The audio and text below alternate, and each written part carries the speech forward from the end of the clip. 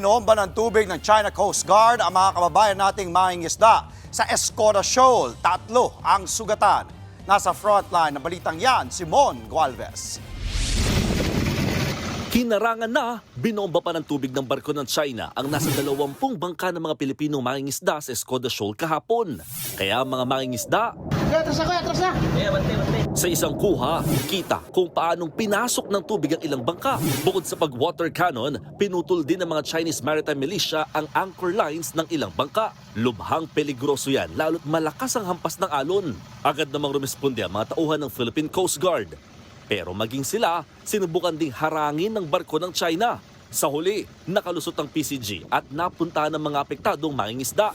Ayon sa report ng PCG, 3 mangingisda ang nasugatan at 2 bangka ang nasira dahil sa insidente. I would like to emphasize that this is serious violation of the human rights of the ordinary Filipino fishermen, considering that these are civilian and they have legitimate sovereign rights as Filipinos to fish within our own exclusive economic zone. Ang Escoda Shoal na tinatawag namang Xian Bin Reef ng China ay nasa loob ng Philippine Exclusive Economic Zone malapit sa kanlurang bahagi ng Palawan.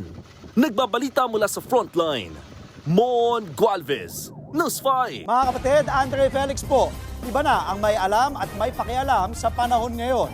Para po sa tuloy-tuloy na balitaan sa frontline kahit weekend, mag-follow at mag-subscribe na sa social media pages ng News 5.